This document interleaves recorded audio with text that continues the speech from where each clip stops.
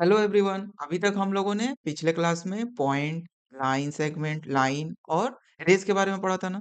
आज हम पढ़ने वाले हैं एंगल के बारे में। ठीक है। एंगल को हम लोगों ने क्लास 5 में भी पढ़ा था ना। बट वहां हम लोगों ने एंगल्स को सिंपली समझा था कि किसी भी ऑब्जेक्ट में जो टर्न होता है उसे ही हम एंगल कहते हैं। बट इस क्लास में हम लोग एंगल्स को और अच्छे से कवर करेंगे। ठीक है। अगर आप चैनल पे नए हैं तो चैनल को सब्सक्राइब कर लें ताकि कोई भी लेसन आप मिस ना कर सके। देखिए, मैथ्स में एंगल कब बनते हैं? जब हम किन्हीं दो रेज को एक कॉमन पॉइंट से जब हम पास कराते हैं। जैसे ये मान लीजिए ये डीबी रे है, बीडी रे है और ये बीई रे है। इसको एक कॉमन पॉइंट यानी बी से जब हम पास कराएंगे तो जो इनके बीच टर्न होगा इसे ही हम क्या कहेंगे? एंगल कहेंगे। ठीक है। अगर इन रेज का कोई कॉमन पॉइंट नहीं होगा यानी कि कहीं नहीं मिलेंगे तो एंगल नहीं बनेंगे। ठीक है। इस तरह से हम लोग क्या बोल सकते हैं? An angle is formed by two rays having a common starting point. तो इस स्टार्टिंग पॉइंट को हम लोग एंगल में क्या कहते हैं? इसे हम वर्टेक्स कहते हैं। इसे हम बोलते हैं वर्टेक्स, यानी the common starting point is called the vertex of the angle. ठीक है। और ये दोनों रेज हैं, इसे हम एंगल का आर्म भी बोल सकते हैं। ठीक है। बिना इन आर्म्स के एंगल फॉर्म ही नहीं करेगा ना, इसीलिए इनको इन रेज को हम आर्म कहते हैं एंगल का। ठीक है। अब इस एंगल का नेम हम लोग कैसे लिखते हैं? ये हो गया आपका एंगल। कैसे रीड करेंगे? Angle D B E. या फिर ये एंगल, इसको हम उल्टा भी रीड कर सकते हैं ना, क्योंकि दोनों एंगल का साइज क्या है? सेम ही है। ई बी डी ऐसे बोल सकते हैं। ठीक है। बट हम लोग बार बार क्या एंगल लिखते रहेंगे? बहुत समय लगेगा ना। और इसको कन्वीनियंट के लिए हम लोग क्या करते हैं? एक सिंबल का यूज करते हैं। एंगल का जो सिंबल होता है कुछ इस तरह से होता है। ठीक है। एंगल का ये सिंबल है, तो हम लोग क्या लिखेंगे इसको? एंगल को एंगल डी बी ई। और इस एंगल को हम लोग क्या लिखेंगे? Angle E B D. ठीक है। यहाँ देखिए डी जो है सब समय क्या है? मिडिल में रहेगा। ठीक है। यानी वर्टेक्स सब समय क्या होता है? कॉमन होता है। और अब हम कैसे जानेंगे किसी भी एंगल का साइज क्या होगा, यानी कि उसका मेजरमेंट क्या होगा? वो छोटा है, बड़ा है, वो कैसे समझेंगे? तो साइज ऑफ द एंगल किस पे डिपेंड करता है? ये हम लोगों ने पहले भी पढ़ा है, जाना है कि size of N angle is the amount of rotation. वो क्या है? उनके बीच का रोटेशन ही तो है जो उनके साइज को डिसाइड करता है। जैसे मैंने एक आर्म को एक वर्टेक्स पे रखा और इसके आर्म को अगर मैं मूव करते जाऊंगा तो जितना मैं मूव करूंगा यानी जितना टर्न होगा वो उसका एंगल भी क्या होगा? छोटा या बड़ा होते जाएगा ना। इसका मतलब अमाउंट ऑफ टर्न ही क्या करता है? डिसाइड करता है कि उस एंगल का साइज क्या होगा। अब हम लोग कुछ रियल लाइफ के एग्जांपल्स देख लेते हैं जहां हमें एंगल फॉर्मेशन होते हुए दिखेंगे। ठीक है। जैसे ये देखिए, ये कंपास है ना। यहाँ पे ये पॉइंट क्या है? वर्टेक्स की तरह काम कर रहा है और ये दोनों आर्म्स की तरह काम कर रहे हैं। तो यहाँ जो टर्न हो रहा है इसमें एंगल फॉर्मेशन हो रहा है। ठीक इसी तरह देखिए ये सीसर है। इसमें भी देखिए ये वर्टेक्स की तरह काम कर रहा है और ये दोनों आर्म्स की तरह काम कर रहे हैं। तो यहाँ टर्न जो हो रहा है इसमें एंगल फॉर्मेशन हो रहा है। इस तरह से डिफरेंट ऑब्जेक्ट्स में हमें एंगल्स फॉर्मेशन होते हुए दिख सकते हैं हमें। ठीक है। जैसे ये पर्स का ओपनिंग हो गया, ये स्टेपलर का ये दोनों आर्म्स हो गए। ठीक है। फिर या फिर बॉक्स का ओपनिंग हो गए। इसमें हमें क्या है? टर्न और एंगल देखने को मिल रहे हैं। ठीक है। अब हम लोग चलिए इससे जुड़े कुछ फिगर इट आउट क्वेश्चंस को करते हैं। देखिए यहाँ क्या क्वेश्चन बोला है? Can you find the angles in the given picture. इस पिक्चर में देख के आपको एंगल बताना है। Draw the rays forming any of the angles. और इसमें क्या करना है? रेज को ड्रॉ करके एंगल्स फाइंड आउट करना है ना। Name the vertex of the angle. और उन एंगल्स का वर्टेक्स का नाम भी देना है। तो देखिए यहाँ पे इस पिक्चर में देख सकते हैं आप कि ये वर्टेक्स की तरह काम कर रहा है और ये आर्म्स की तरह काम कर रहे हैं ना। तो यहाँ जो एंगल फॉर्मेशन हो रहा है वो क्या हो रहा है? एंगल ए डी बी या फिर एंगल ए डी सी। इसी तरह से अब इसको अगर इस पॉइंट को अगर हम वर्टेक्स ले तो ये रे की तरह काम करेंगे ना। ठीक है। तो यहाँ जो एंगल बनेगा उसका नाम हम क्या दे सकते हैं? ए बी सी या फिर सी बी ए। इसी तरह से देखिए इस पिक्चर में देखिए ये एक रे की तरह काम कर रहा है और ये एक रे की तरह काम कर रहा है। तो ये वर्टेक्स की तरह काम करेगा ना। यहाँ अगर डी देते हैं, ये बी है और ये अगर ये ई है तो यहाँ पे एंगल क्या बनेगा? बी डी ई या फिर एंगल ई डी बी। इसी तरह से देखिए इस पिक्चर में देखिए यहाँ पर भी ये रे की तरह काम कर रहा है ना। ये वर्टेक्स है, तो इसका भी नेम हम दे सकते हैं डी बी ई। ठीक है। इसी तरह इस साइड में भी है, तो इसको एंगल को क्या नाम देंगे? एंगल बी डी ई या फिर एंगल ई डी बी। फिर इस तरह से देखिए यहाँ पर भी क्या है, ये आर्म्स की तरह काम कर रहा है ना, तो यहाँ भी एंगल बनेगा। इस पॉइंट को अगर नाम देते हैं ए, इसको बी और इसको सी, तो एंगल क्या होगा, बी ए सी, या फिर एंगल सी ए बी। इस तरह से बहुत सारे एंगल बनेंगे ना, क्योंकि यहाँ पे बहुत सारे आर्म्स है। यहाँ एंगल बनेगा, यहाँ एंगल बनेगा, यहाँ एंगल बनेगा। इस तरह से हम लोग एंगल्स को नाम दे सकते हैं। अब देखिए यहाँ पे क्या बोला है, draw and level an angle with arms S T and S R. यहाँ दो आर्म्स बनाने हैं ना, जिनका नाम देना है एस और एस आर। देखिए ये कॉमन पॉइंट होगा ना एस, क्योंकि एस कॉमन पॉइंट होगा तभी तो एंगल बनेगा। तो इसलिए हम लोग एक आर्म बनाते हैं एस टी, ये हो गया आपका एस टी, और एक एस आर, ये हो गया आपका एस आर। ठीक है, दो आर्म्स बन गए और ये आपका कॉमन पॉइंट भी हो गया। तो यहाँ जो एंगल बनेगा ये आपका क्या हो जाएगा, एंगल हो जाएगा आर एस टी, या फिर एंगल टी एस आर। ठीक है, अब देखिए यहाँ नेक्स्ट क्वेश्चन क्या बोला है, explain why APB can not be label as angle P. इस एंगल को हम लोग एंगल पी क्यों नहीं बोल सकते। देखिए यहाँ पे मैं बता रहा हूँ, ये जो है, इसमें जो है पी पॉइंट पे कौन सा एंगल बन रहा है, अगर ये मिडिल वाला, अगर ये नहीं रहता तो यहाँ पे एंगल ये वाला बनता ना। ठीक है, पी पॉइंट को कवर करते हुए, यानी कि ये एंगल ए पी सी में दो एंगल बन रहा है ना, इस रे की वजह से। कौन कौन सा एंगल बन रहा है, ये ए पी बी, और आपका एंगल बन रहा है बी पी सी।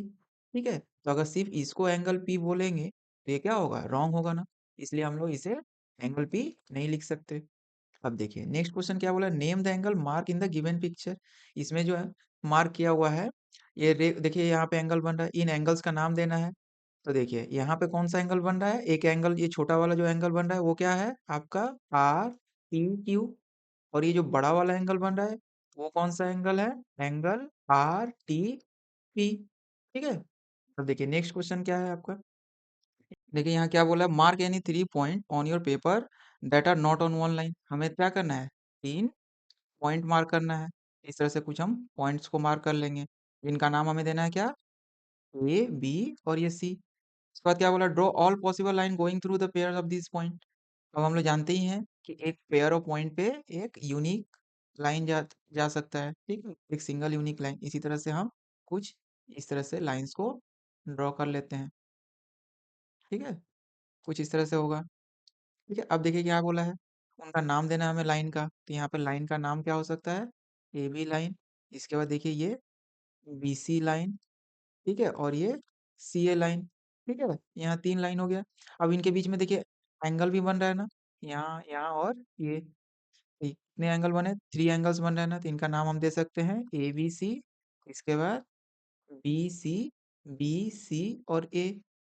ठीक है, जो इसमें एंगल बन रहा है। ठीक है, ए बी सी एंगल कहाँ बन रहा है, यहाँ बन रहा है ना, और एक एंगल बन रहा है आपका सी ए बी, यानी इस वाले एंगल को, एंगल सी ए बी। ठीक है, तो देखिए नेक्स्ट क्वेश्चन क्या है, आपका बोला है now mark any 4 point on your paper so that no 3 of them are on one line. इस तरह से हमें 4 पॉइंट पॉइंट मार्क करना है, जिससे क्या हो, कोई भी 3 पॉइंट एक लाइन पे ना हो। तो चलिए हम लोग 4 पॉइंट मार्क कर लेते हैं, ये कुछ इस तरह से हम लोग 4 पॉइंट मार्क कर लिए, इनका नेम दे दीजिए ए बी सी और ये डी। अब इनसे क्या बोला, draw all possible line going through the pair of this point. अब इन पेयर ऑफ पॉइंट से हमें क्या करना है, लाइन पास करना है। तो हम लोग इस तरह से कुछ लाइन को पास करेंगे,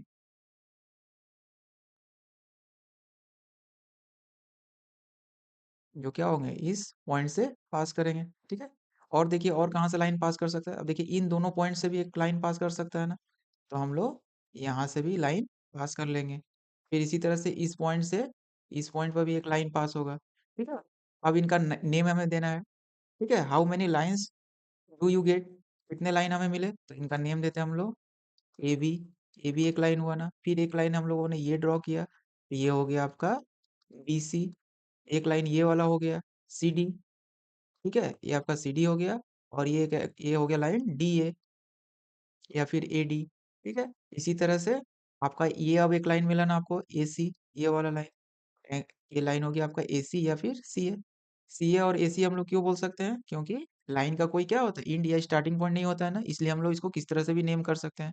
और एक लाइन हो गया आपका बी बी या फिर डी बी। ठीक है? इस तरह से आपको 6 लाइन देखने को मिले। अब यहाँ एंगल्स भी बन रहे हैं ना बहुत सारे। उन एबीसीडी पॉइंट से कौन-कौन सा एंगल बन रहा है, इसे हमें लिखना है। तो देखिए, यहाँ पे एंगल कौन-सा बन रहा है? पहला एक एंगल हम लोग देख रहे हैं, ये हो गया आपका एंगल एबीसी, ठीक है? अब यहीं पे देखिए, अब इस तरह से पहले हम लोग कॉमन मिला लेते हैं पहले, फिर ये एक एंगल होगा, एंगल बीसीडी, ये वाला एंगल, ठीक है? बीसीडी। फिर इस तरह से एक एंगल बनेगा सीडीए, इस तरह से यहाँ पे CDA, फिर एक एंगल यहाँ बनेगा ना, ये आपका हो जाएगा DAB, DAB। अब देखिए ये जो लाइन ये पास कर रहा है, यानी ये लाइन ये पास करने से क्या यहाँ पे एंगल और सारे बनेंगे ना, तो यहाँ पे देखिए अब देखिए AB, अब ये C पे नहीं जाके हम लोग क्या करेंगे, D की तरफ जाएंगे ना, ये वाला एंगल, ठीक है? एंगल ABD, ये हो गया। और एक एंगल क्या बन जाएगा, DBC, ये वाला एंगल, एंगल DBC।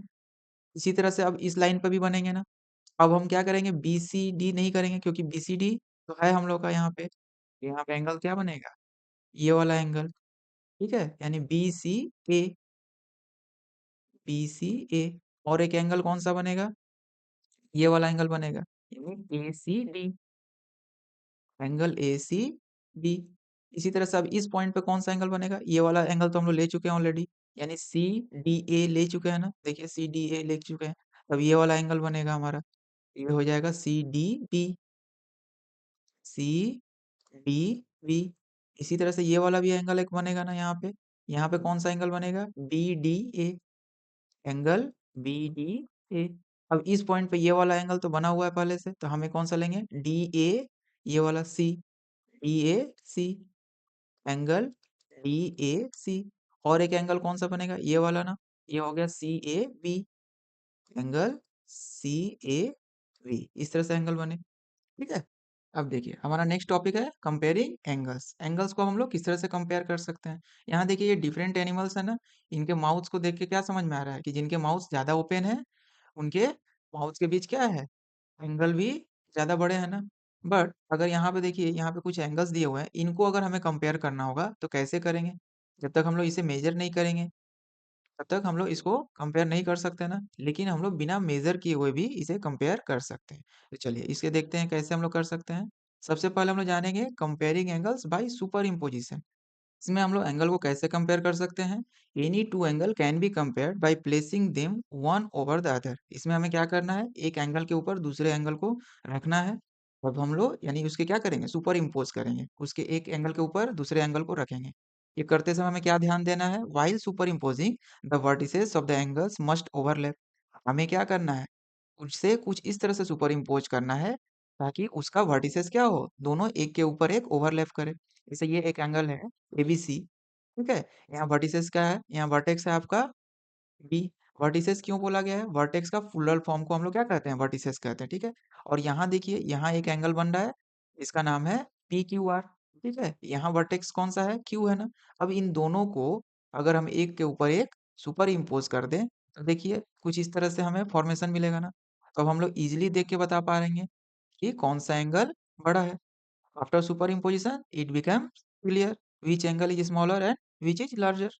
देखने से ही समझ में आ रहा है कि ये वाला एंगल क्या है, इस वाले एंगल से बड़ा है, ठीक है? अब देखिए यहाँ पे जो एंगल दिया हुआ है, यहाँ पे आप इसको सुपर इम्पोज करने से क्या हमें मिल रहा है, देखिए इस दोनों ओ पॉइंट को यहाँ रखे, यहाँ देखिए ए बी है, ये ओ ए रे है और ये ओ बी रे है। यहाँ देखिए ओ एक्स रे है और ओ वाई रे है। जैसे ही इसको सुपर इम्पोज किए तो देखिए ये दोनों ही पॉइंट क्या है, कुछ इस तरह से ओवरलैप हुए हैं कि सभी चीज इनके वर्टेक्स, वर्टिसेस और इनके आर्म्स सभी क्या हो रहा है, एक के ऊपर एक सुपर इम्पोज हो जा रहा है ना, ओवरलैप कर जा रहा है। इसका मतलब ये क्या है, ये दोनों एंगल इक्वल है। यहाँ तो ये हम लोग समझ में आ जा रहा था कि ये वाला एंगल बड़ा है, बट यहाँ देखने से हमें क्या समझ में आ रहा है कि दोनों एंगल इक्वल है। तो when two angles are superimposed and the common vertex and two rays of both angles lie on top of each other then the size of angle are equal. ठीक है, इस समय हम क्या बोलेंगे कि ये एंगल इक्वल है। अब देखिए इससे हम जुड़े कुछ फिगर इट आउट क्वेश्चंस को करते हैं सॉल्व। देखिए यहाँ क्वेश्चन क्या बोला है, fold a rectangular sheet of paper then draw a line along the fold created, name and compare the angle formed between the folds and the side of the paper, make different angle by folding a rectangular sheet of paper and compare the angles। देखिए यहाँ पे ये paper को fold किए, तो हमें इस पे क्या करना है, लाइन ड्रॉ करना है। पहले हम लोग ये रेक्टेंगुलर शीट का लाइन ले लेते हैं, ठीक है? फिर यहाँ जो फोल्ड क्रिएट हुआ इस पे जो लाइन बना ये लाइन ले लेते हैं। अब इनको हम लोग नेम दे देते हैं, ए बी लाइन और ये सी डी लाइन। और यहाँ से जो फोल्ड पे लाइन क्रिएट हुआ वो ई एफ हो गया। अब इनके नेम्स को हमें क्या करना है, नेम देना है। नेम हम लोग दे चुके। अब क्या बोला, कंपेयर द एंगल फॉर्म। अब इन पे कौन कौन सा एंगल फॉर्म हो रहा है, जैसे ये वाला एंगल फॉर्म हो रहा है, तो ये क्या हो गया, एंगल ए ई एफ। ये देखने से क्या समझ में आ रहा है, ये क्वार्टर टर्न से ज्यादा एंगल है ना, ये बड़ा, ये क्वार्टर टर्न से ज्यादा है, इसलिए ये ऑब्ट्यूज एंगल होगा। फिर यहाँ देखिए ई एफ डी एंगल बना, ई एफ डी, ये भी क्वार्टर टर्न से ज्यादा एंगल है, ठीक है, इसलिए ऑब्ट्यूज एंगल है। फिर इस तरह से यहाँ पे भी देखिए, यहाँ एंगल एक बन रहा है ना, ये एंगल है B E F, B E F. और एक एंगल क्या बन रहा है, ये वाला एंगल बन रहा है ना, ये देखिए E F C, angle E F C. इन एंगल्स को देखने से समझ में आ रहा है ना कि ये क्वार्टर टर्न से कम है, इसलिए ये क्या है, एक्यूट एंगल है। इसका मतलब ये दोनों एंगल इन दोनों एंगल से छोटे हैं, ठीक है। ये दोनों ऑब्ट्यूज एंगल है और दोनों एक्यूट एंगल है, ठीक है। अब देखिए नेक्स्ट क्वेश्चन क्या है, इन इसमें क्या बोला है, in each case determine which angle is greater and Y. यहाँ पे देखिए ये पिक्चर दिया हुआ है, एंगल्स का नेम भी दिए हुए है ना, अब इन्हें कंपेयर करना है हमें। ए ओ बी, पहला में देखिए क्या बोला है, ए ओ बी, ए ओ बी, ये वाला एंगल होगा ना, ये बड़ा वाला ए ओ बी। देखिए क्या बोला, X O Y, X, X ये रहा, एक्स ओ वाई ये वाला, देखने से समझ में आ रहा है ए ओ बी एंगल क्या होगा, बड़ा होगा, यानी ये वाला एंगल बड़ा होगा। फिर देखिए ए ओ बी, ए ओ बी हम लोगों ने अभी देखा, एक्स ओ बी कौन सा होगा, एक्स, ये और ये, इन दोनों के बीच जो एंगल बनेगा ये होगा ना। अभी भी हमें देखने को मिल रहा है ए ओ बी क्या होगा, बड़ा होगा। सुपर इम्पोज करके ही समझ में आ रहा है, एक दूसरे के ऊपर क्या है, ये सुपर इम्पोज है ना, वर्टिसेस क्या है, सेम है इनका। अब देखिए X O B and X O C, X O B और एक्स ओ सी, ये दोनों एंगल क्या है, सुपर इम्पोज है, दोनों का आर्म भी क्या है, सुपर इम्पोज है, एक के ऊपर एक ओवरलैप कर रहा है ना, तो ये दोनों क्या है, इक्वल है, ठीक है।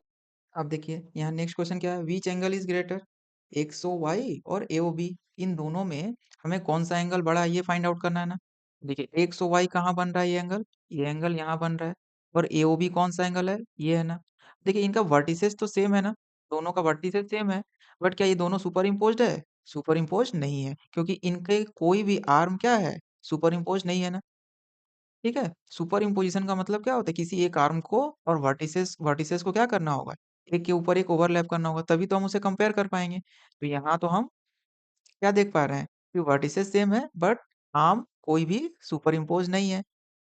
तो इसके लिए हम कैसे कंपेयर कर पाएंगे, कौन कैसे बता पाएंगे कि कौन सा एंगल बड़ा है या छोटा, तो हम लोग नहीं कर सकते है ना, इनको कंपेयर नहीं कर सकते। रीजन क्या देंगे कि इसका सुपर इम्पोजिशन या मेजरमेंट जरूरी है यहाँ पे। तो हम लोग क्या बोल सकते हैं, looking by figure looking at the figure we cannot say which angle is greater। यहाँ पे क्या जरूरी है, सुपर इम्पोजिशन, सुपर इम्पोजिशन और measurement of angle is necessary, ठीक है। ये आंसर हो गया आपका। आज के लिए इतना ही। अब नेक्स्ट क्लास में हम लोग एंगल्स को कंपेयर करना सीखेंगे without super imposition. Thank you everyone video को पूरा देखने के लिए और चैनल को सब्सक्राइब करने के लिए।